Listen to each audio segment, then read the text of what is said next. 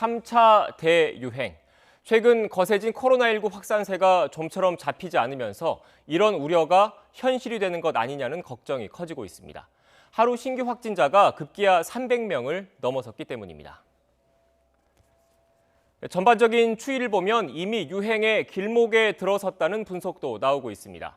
실제로 오늘 0시 기준 하루 신규 확진자 313명은 81일 만에 가장 많은 수치입니다. 수도권을 중심으로 2차 유행이 진행됐던 지난 8월 말 수준으로 다시 상황이 심각해졌습니다. 더 큰 문제는 전파 양상이 이전 1, 2차 유행 때와 달라졌다는 점입니다. 특정 집단과 지역이 아닌 일상 속 그리고 전국적으로 이렇게 감염이 이루어지고 있습니다. 그만큼 전파의 고리를 찾아 추가 감염을 막는 게 어려워졌습니다. 이렇다 보니 거리 두기를 선제적으로 2단계로 격상해야 한다, 이런 목소리까지 나오고 있습니다. 1.5단계로 확산세를 잡기엔 역부족이라는 주장입니다.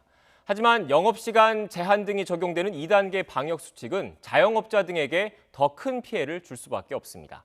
감염도 막고 경제도 살려야 하는 정부의 고민이 깊어지는 이유입니다.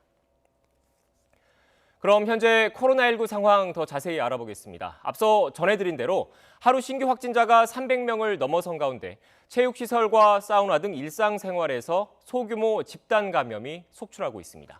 취재기자 연결합니다. 박희재 기자. 네, 저는 서울 성동구에 있는 한 체육시설 앞에 나와 있습니다. 네, 서울과 경기 지역 곳곳에서 소규모 감염 사례가 나오고 있죠.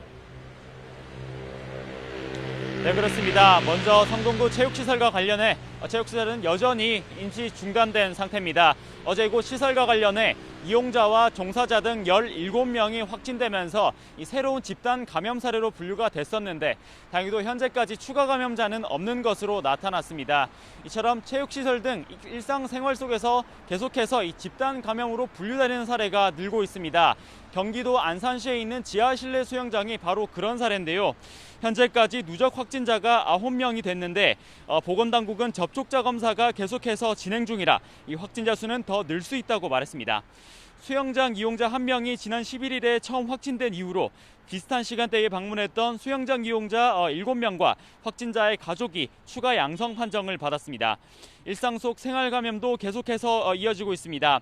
수도권 가을 산악회와 관련한 누적 감염자는 현재까지 14명입니다. 서울 서초구에 있는 아파트 사우나에서는 모두 17명이, 동작구 모조 카페에서는 지자체 기준으로 13명이 확진된 것으로 나타났습니다. 대학가에서도 확진 사례가 늘고 있는데요. 연세대학교에서 공과대학 재학생 4명이 확진돼 이 가운데 1명이 이용했던 실험 실습실이 폐쇄됐습니다. 앞서 연세대에선 음악대학에서 학생 2명이 확진돼 음악관 건물이 출입 통제되기도 했습니다. 수원대 미술대학원과 관련해 현재 누적 확진자는 14명이고 고려대에서는 아이스하키 동아리와 관련해 확진자가 10명이 됐습니다. 네, 박희재 기자. 이런 가운데 내일부터 서울을 중심으로 거리 두기 단계가 1.5단계로 격상되죠? 네, 그렇습니다. 방역당국은 최근 마련한 거리두기 단계별 기준에 따라서 내일부터 서울과 경기 지역을 중심으로 거리두기 단계를 1단계에서 1.5단계로 격상하기로 했습니다. 강원도에서는 감염자가 속출한 철원을 비롯해 일부 지역에서만 일단 1.5단계가 적용되게 됩니다. 또 광주광역시에서는 격상 기준에는 미치지 못하지만 1.5단계로 높이기로 자체 결정했습니다.